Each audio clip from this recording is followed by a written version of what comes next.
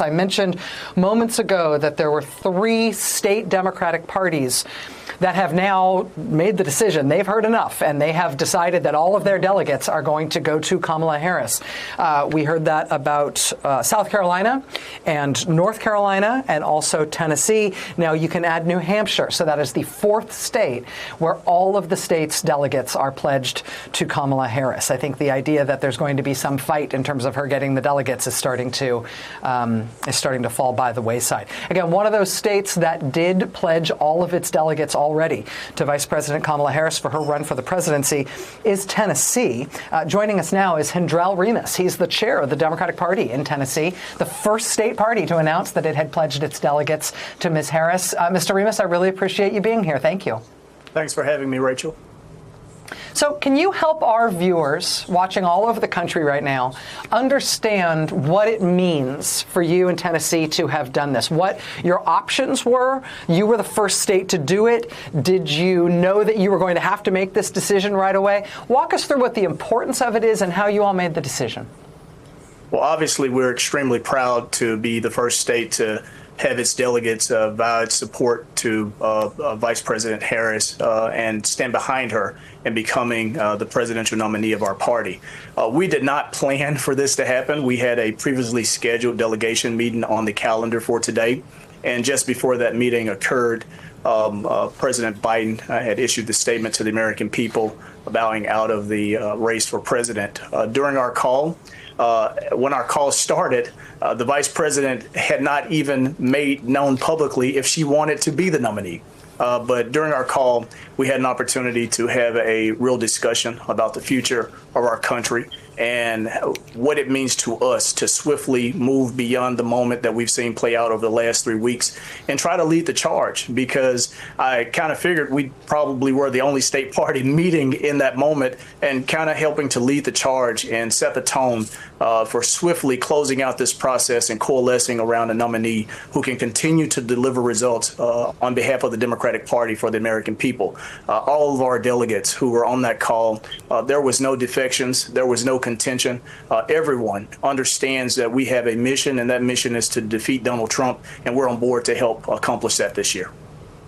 So that's true? There was essentially no hardcore debate, no big disagreement. Is essentially a unanimous decision by all your delegates.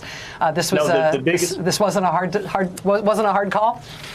Wasn't a hard call. I think the biggest part of the discussion that we had was delegates wanting to know how quick would the DNC roll out the rules and how that process would play out. But there was no one standing up trying to say that we need another candidate or another option. All of those delegates who were on that call understand that it's important to support a nominee, and that Vice President Harris is the most qualified person to step into that role.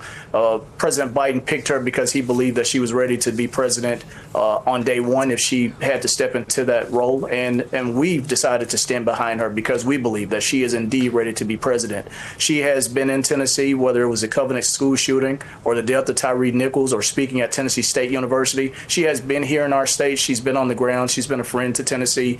And we want to make sure that if this process plays out over the next few weeks, that we are steadfast in our support for Vice President Harris to become a historic first woman president of the United States.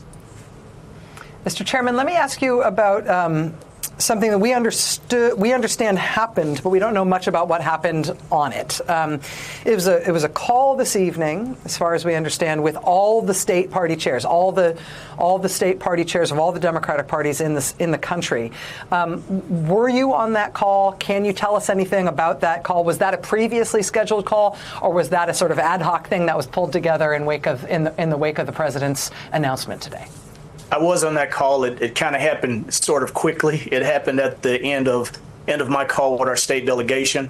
All state party chairs were on there, and vice chairs were on there, and we had a a very lively discussion about the future of the country. The contents of that call, we have a trusted bond between state party chairs, and I think as we progress over the next couple of weeks, we will see state parties dealing with how you coalesce delegates around a nominee. And once the process is laid out, I think much of that dialogue in that call, state party chairs will take back to their states and begin to really rally the troops around our nominee.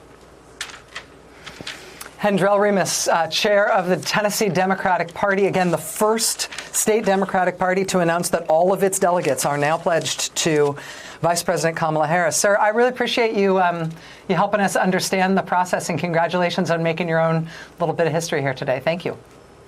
Thanks for having me.